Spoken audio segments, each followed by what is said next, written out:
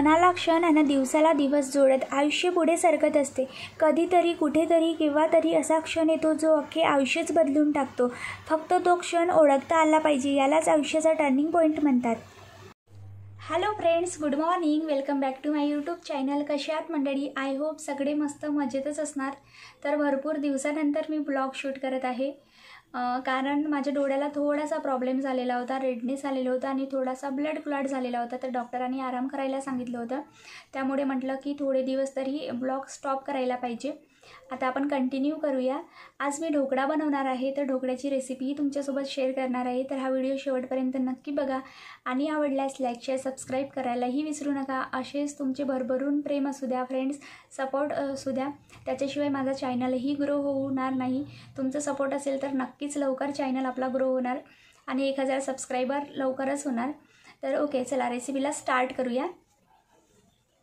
ढोकळा बनवण्यासाठी मी इथे घेतलेली होती 1.5 वाटी पोहे, बेसन, त्याच्यानंतर रवा, साखर, हिंग, लसणाच्या पाकळ्या, मिरच्या आणि अद्रक।